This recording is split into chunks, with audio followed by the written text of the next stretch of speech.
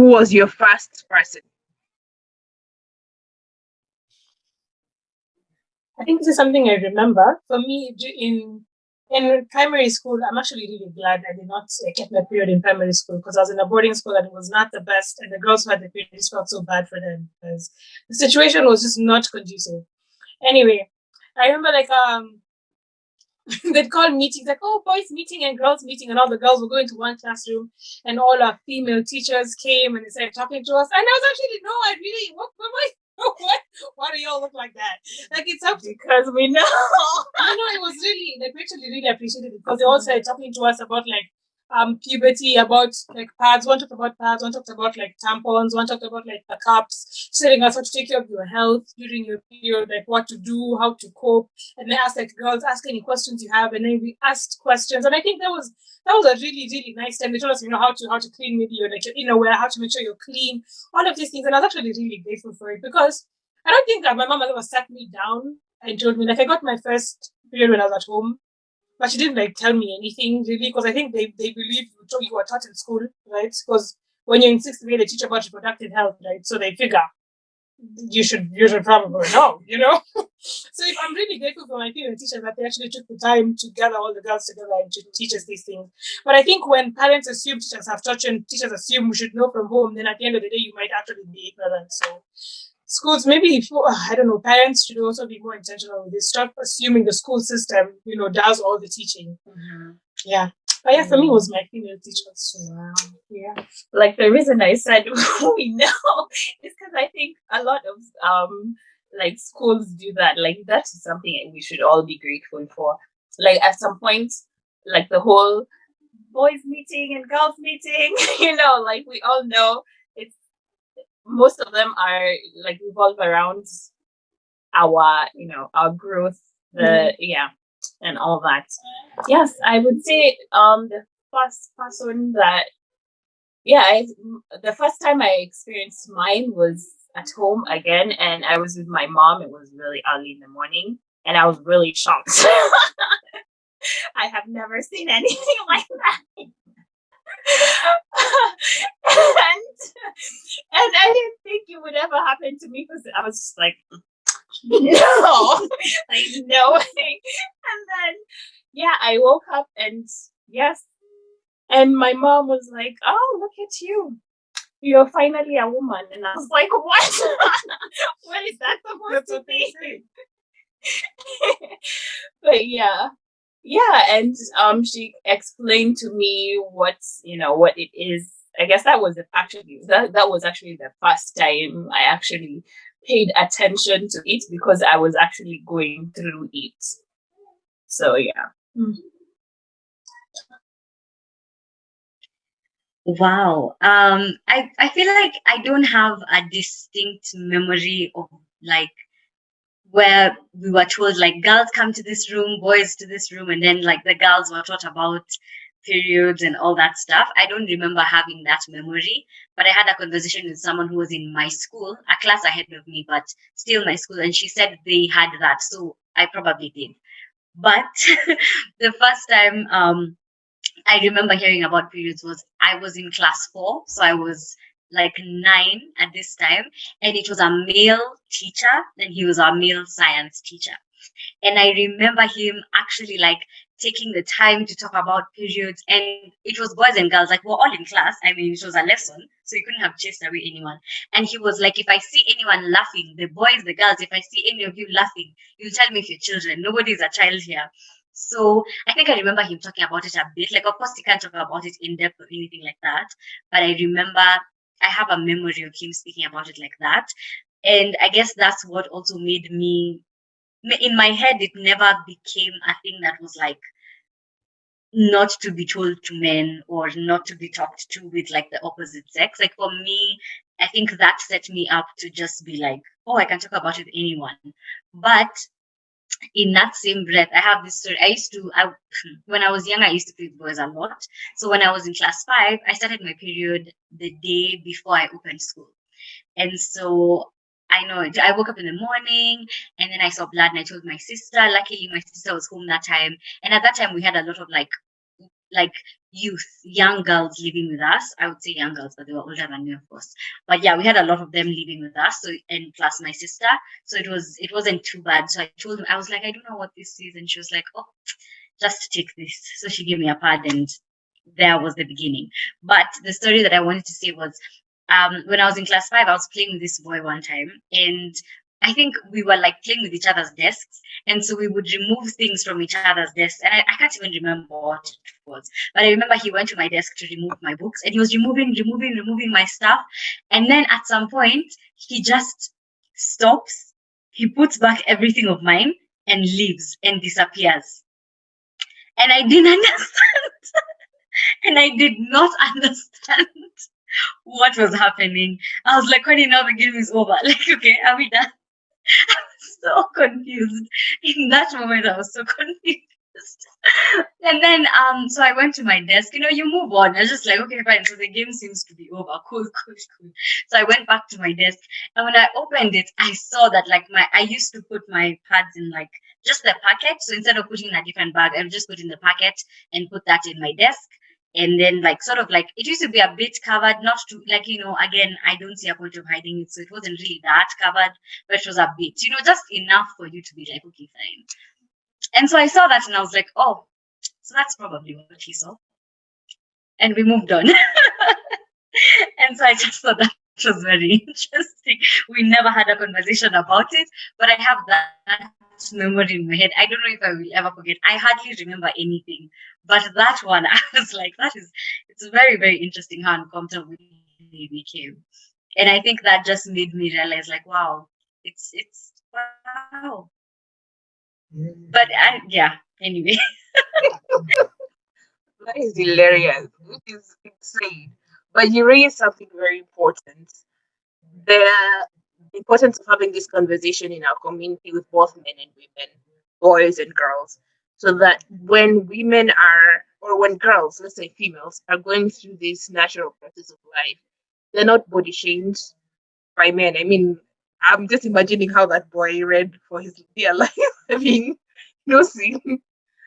But inside your desk, like it was the worst thing ever. And it's not like it had blood. It was, a clean blood pad and what's not. So these things need to be, we need to have these conversations in our families, in public, so that even when you're going through, the side effects of going through the cycle, your back aches, your knee aches, whatnot, and when you share this with, the most immediate people around you, your family, people are not thinking like you're trying to make an excuse not to work or do something. And so that you also do not stay in pain for a prolonged period of time while it's a medical issue. So such things usually make it difficult for women to access healthcare because now they're feeling it's an embarrassing thing. Yet, if this thing were not there, then all of us would not be here. It's part of nature. It's part of who we are. And the other thing that you all mentioned is, I have not asked her here from her, but many people have had this conversation from their school, and I think I was not happy in primary school, and this conversation was also brought to us in school. But what I do recall is not had this conversation.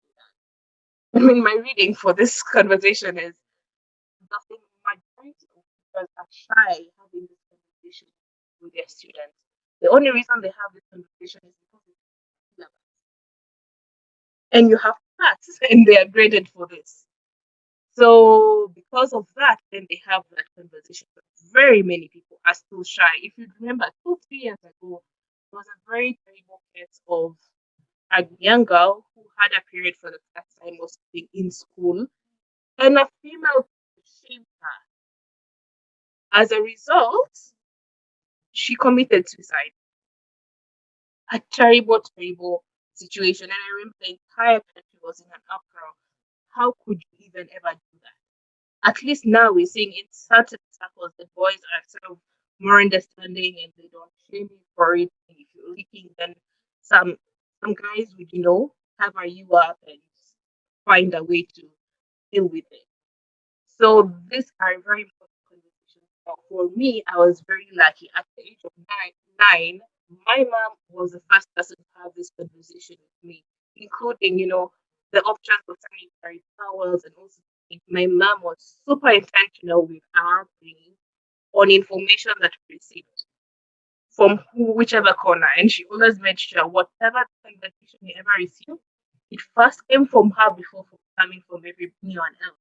This meant that we eventually trusted our parents, and if there was ever an issue, we go to her first. We go to her first.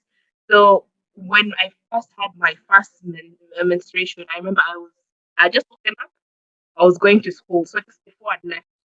So even these guys come to school and bring the free sanitary towels and whatnot, I'd bring them home and show them to her, and then she will help me keep them because I already had the conversation like 4 or 5 years before that when I was like in class three. So when kids are having this conversation and giggling in class six, I was wondering what are they laughing about? Like what is this all about? This is part of life. So it was easier bring the part home and then she'd bring and then we'd have a conversation around, okay, this I think these parts are good for you, this is not good for you. And now when you're ready to use them, now she brings them all out and say, now use and see which is most comfortable with you. And even her, when she's having issues with her menstrual cycle, we would have a conversation when she went through her menopause. I knew she was going through menopause. So we would have conversation around it. So even I when I menopause in the next 30, 40 years, I have an idea of how it felt like because we had this conversation. It's like we were having a time together. But hey, before you fell off, you're telling us something. When did you Uh-huh. first hear this conversation? Hmm.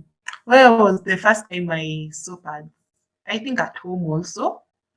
These are conversation I had with my mom, but it wasn't like really deep or what.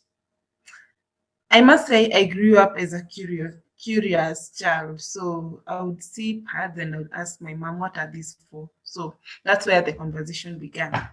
But my mom would tell me, yeah, if you reach a certain age, this is what you're going to experience, this is what you're going to go through, and blah blah blah. The second time I heard about it was in school, in class four, I think. We were around 10 years there. And I think they had that conversation because an alarm was raised. Like many girls starting their periods at that time. You would see they mess their dresses and they don't know what to do, maybe. So I think the teachers these children don't know what is happening to their bodies. That's why they decided now to start the conversation. So for me, I don't think I really had an issue. I think at some point I was anticipating to start my periods because I don't know. I just felt like it's becoming too late. Until one time I was at home. I just came from shower. Then I was dressing up. Then I'm like, I feel like I've peed on myself. What's happening? That day, my dad had visitors. He was around. So he had visitors. He had his brothers around. So something tells me to go to the room. I went to the room. I went to the room. I opened my trouser and saw blood. And I'm like, what has cut me or what is happening? Subconsciously, I didn't imagine that it would start just abruptly. Then since I know my mom's language, I called her. I told her to come to the room. Then my mom comes. I show her. I just showed her. Then she's like, are you sure you've not cut yourself? Or who touched you? I'm like, no one. It just began. Anasema, sasa umekuwa msichana mkubwa, like you've become a big girl. So no messing around, sijui what. She started lecturing me there. Then she went in her room, she got a pad and took my panty and showed me how to place it. Of course, for a few months, I didn't. It wasn't properly placed because I would like mess around my dress and she would get angry. She also showed me how to deposit it. She also showed me where to deposit it and when to change it. All those kind of things she showed me. So I feel like these conversations should start at home. Even the dads should know because for me, I felt embarrassed if my dad knew about it. I really felt embarrassed. And something funny around that time. We just went out with him in town. Then we got into a supermarket. Then we went to the counter where there are deodorants and lotions. You know, you're a teenager. You don't know how to use these things. You don't know even how to use a deodorant. You're just there. You're just being a girl. So he got deodorant and lotion for me. Then he went to the counter for pads and asked me, "Do you need this?" I felt shy. I honestly felt shy because he wasn't being around. Then I just started telling him, I'm more free to my mom than him. So I was like, yes, I need it because my mom told me, if you enter in the supermarket, remember to buy pads. So because my mom told me, that's why he bought me those pads. So I feel like both genders should be involved in this. Fathers also should be involved in this. Boys who are anticipating to be fathers should be involved in this because you will get a daughter. God forbid your wife goes or passes away, you are left to raise that daughter. It will reach a point when she will begin to develop. How would you help that daughter? Of course, you're the immediate person to for her to run to. How would you help her? So I think like it should involve to a point where you're comfortable to talk to your dad about these situations. Yeah. So yeah, that's my story. Yeah, I agree actually. The whole father thing as well is so like it's so important actually. And I feel like it's one of those things you don't actually think about.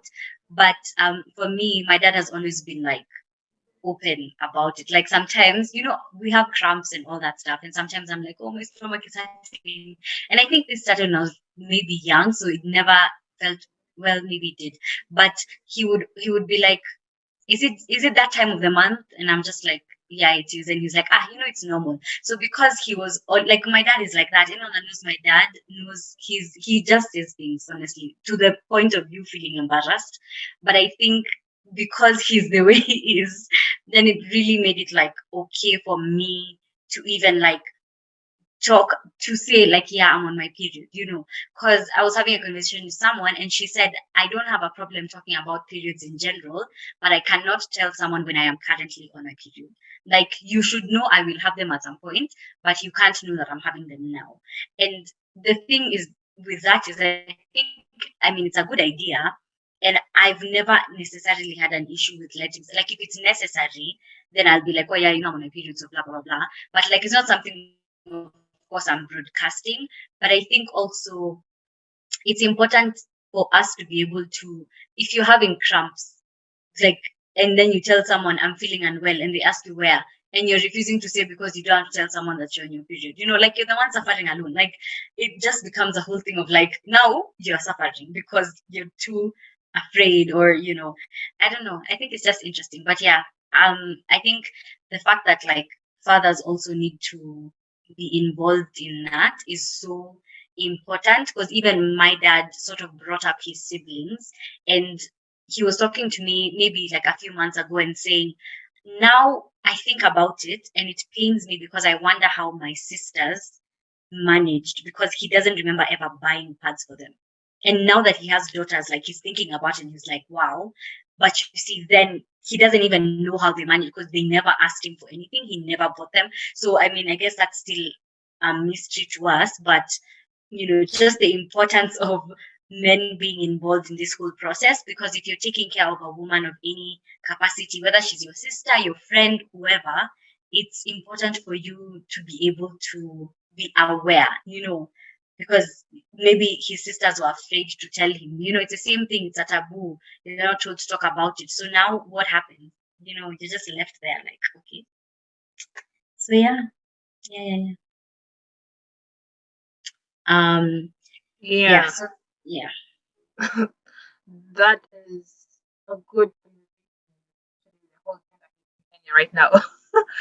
And of course, we shall continue having pushing for gender quality representation and all that. He mentioned something that I think would be great to close with. That as part of the education she receives right? It was a crash program, crash course on how to manage your menstrual life. Was how to dispose, her, her used sanitary waste.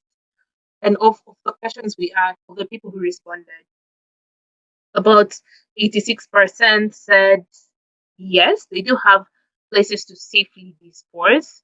And then there was 14% who said no. And then I read in a bit more, and I saw in an article, and they were talking about 32% of girls in rural areas do not have a safe place to dispose, safe and private space to actually dispose, and also be able to change. A couple of years ago, I worked in a um, sports, sports institution that worked with girls. Let me just say young people, yeah. And one of the conversations that we always had with the girls, because the girls we used to train them in sports for leadership and life skills change. So one of the conversations that we always had with every girl who came across for sports was, many of them had male coaches. Sometimes these male coaches were very unaware, they were very crude. Number two, the places where they were going to play did not have any place for them to change. Like they expected them to be like boys, pull off your pants, remain with your shorts, kick the ball, you know, do your stuff. When you're done, whether you're sweaty or not, pull your pants back on. If you want to walk chest open, do your thing. Or if you want to hide, it's the girls sort of have to like form a wall around each other. And then, you change, or, you're wearing your shorts underneath and stuff like that. But what if in the process of you playing, you feel like, oh, I think it's time for me to change my pad. But you're in this weird public place that has no toilet to begin with. Or if it even has one, it is super filthy. It's you get in there, you feel like my body can't deal with this. Let me just keep what I've got. Because walking in there is exposure to even further issues. But I'd imagine that this 32% that is being quoted is even an underrepresentation, including the numbers that we've received currently, because this questionnaire is still on. We're still receiving responses. Because even for us who are living in urban spaces, one of the biggest issues is how to dispose. We in Kenya, for example, right now we are not doing plastic bags. So when they come and collect garbage, we are not getting plastic bags. We sort of have to figure out how do you dispose this stuff. And depending on where and how you live, I've even had an experience where I was traveling for work in a certain place, and I stayed at an extended guest house. And I look around. One of the first things I do is inspect the room. What is in the bathroom? What's in the toilet? In the bedroom? And I saw, yes, there's a bin for just regular stuff. Your paper, shredded paper, and stuff like that. When I went into the bathroom, there was no bin for me to trash my sanitary, used sanitary pads if ever I needed. Then I thought, this is a whole guest house. Why isn't there no such thing in such a place? There's a regular, bin. Am I supposed to be dumping it in a regular bin, or am I supposed to find clever ways to find what the space and this, is the place that is supposed to be have thought through it, who are the type of clients who are coming into this space and whatnot. But I don't know what you guys' experiences are when it comes to being able to disclose these things, even at home. Even at home, I'm not sure how many homes actually have that recycle bin. I mean, I've gone to maybe a couple of my friends' places, even our own places. It is so hard to find something, maybe one or two people's homes that are maybe very aware and have thousands of daughters amongst us who are adopted, or who adopt ourselves into their families, and we come and hang out in their homes like we don't have homes. They probably might have those kind of facilities, but it's not always available. So I don't know what the experience is or are when it comes to this conversation.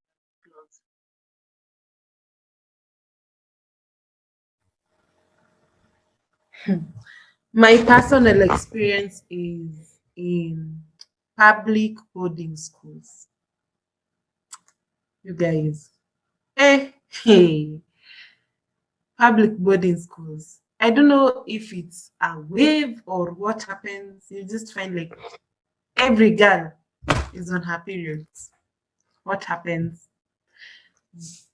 It's either there are no bins in the toilet or the pit latrines are full. So you have to dispose your used sanitary pads in a bush or whatever. So it was sort of a challenge. I don't know how this is going to improve in this country because for me, I studied in a boarding school in a rural area. So these people, they don't know anything about the bin that they used to deposit sanitary towels. They don't know anything about it. And you'd enter in a bathroom and find a used sanitary pad. You'd enter in a pit latrine, someone hasn't disposed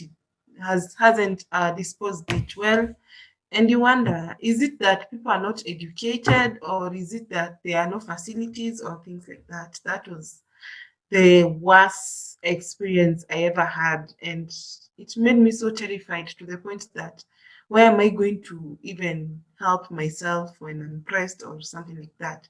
Because some of these things are so filthy, they'll give you infections and you never know, especially people who are super sensitive. You'll end up getting diseases that you didn't intend. So I don't know how that is going to improve in this country. Another thing, I feel like apartments and rental areas, especially in Nairobi, need to have a pit latrine.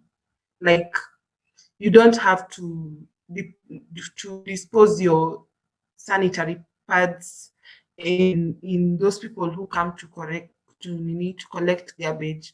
I feel like it needs to have a pit latrine so that you're disposing it privately, you're disposing it in a rightful manner. No one is going to see it, even if it's wrapped. No one is going to come across it.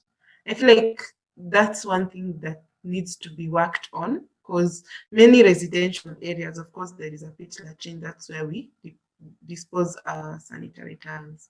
So I don't know. Even in public toilets around town, you'll find there is no bin. You wonder if on your periods and you need to change and there is nowhere you're going to go, how are you going to change and deposit your whatever, you know? So yeah, I don't know. It's a tough situation in schools especially, and also yeah, just around. So yeah, that's my take.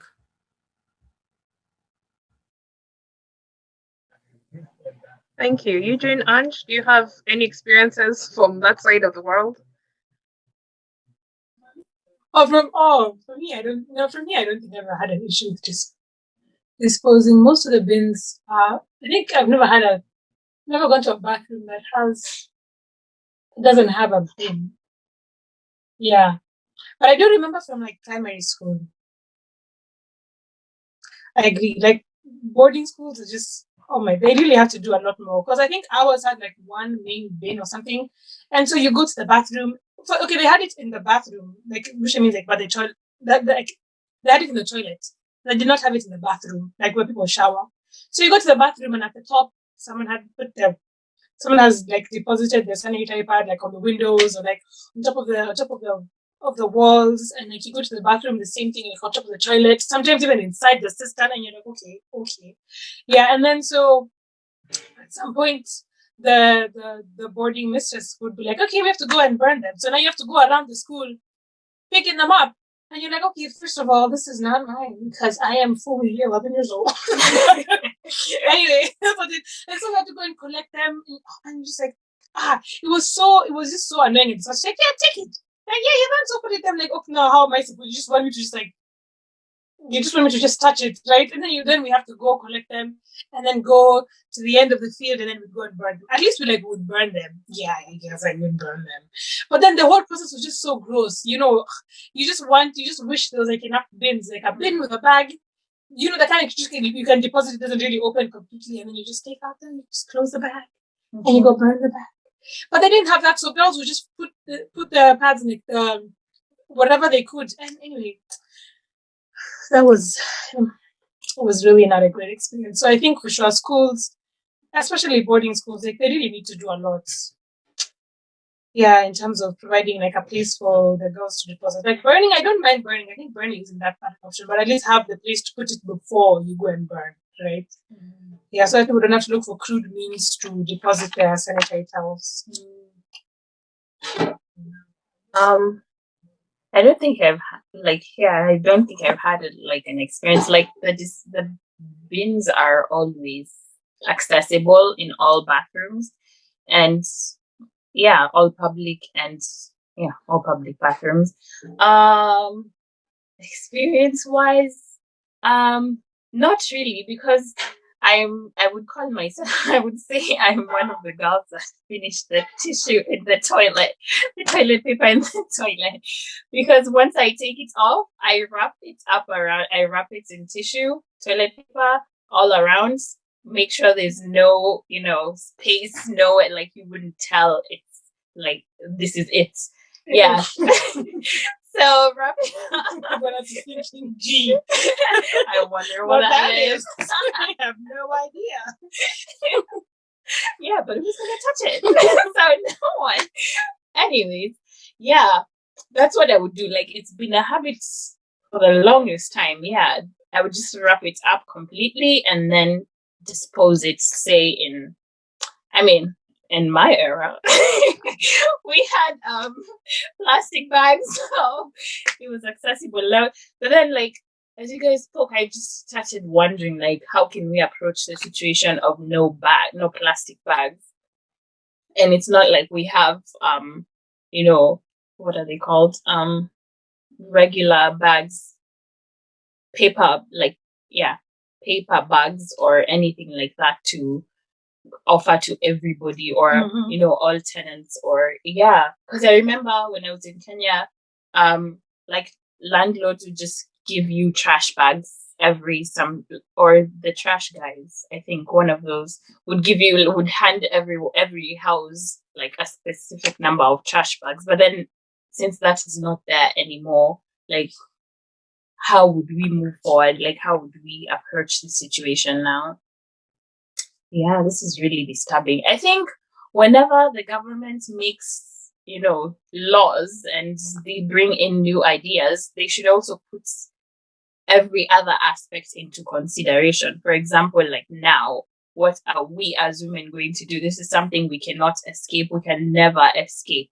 So now, like, since we've banned trash bags, so does this mean we're going to have, like, sanitary pads lying all over? Like, how would you control that if it gets to, like, a point like that? And it's not like we are always going to have a burning site or anything. So yeah, it just brings up more questions. I think, the government should be really considerate. Afi?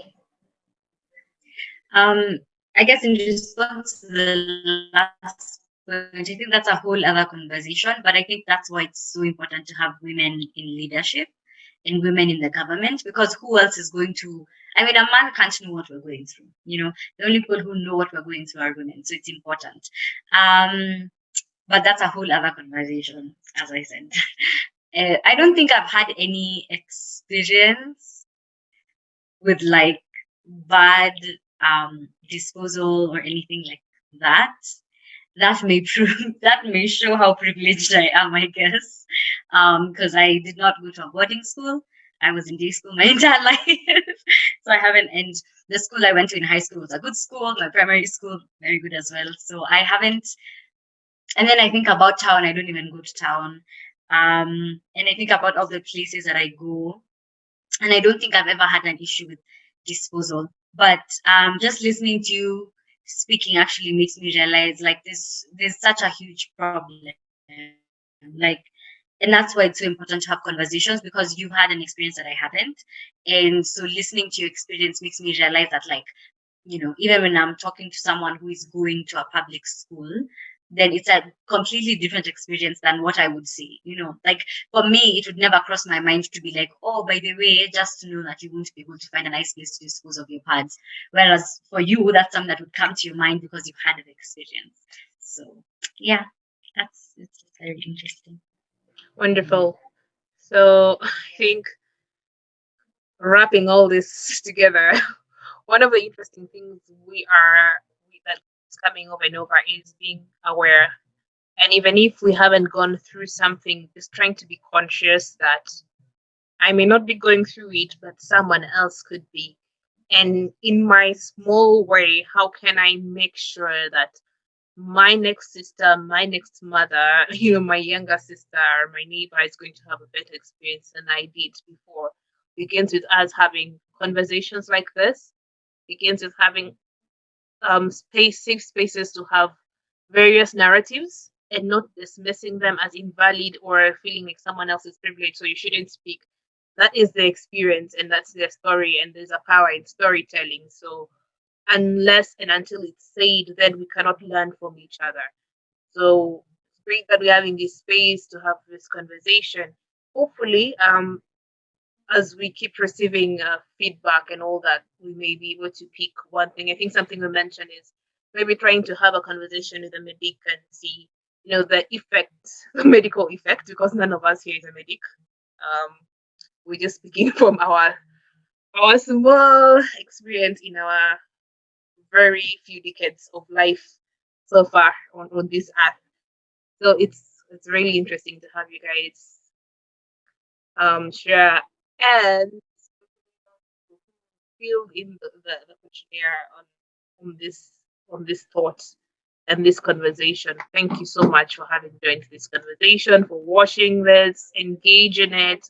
And when you find more content, if this makes you do something differently, yay, that's what we are here for. To make sure there's, change that is replicated, because one person, as a person, I may not be able to change much, but I usually say you can throw a stone into the water and cause ripple effect. So if all I can ever do is throw that stone into the water by beginning a conversation or continuing an ongoing conversation that has been going on, then someone somewhere has a capacity to do something. Or if they did not know about this, then at least now they are aware, and with their position, they can do what needs to be done. So thank you. Thank Thank you.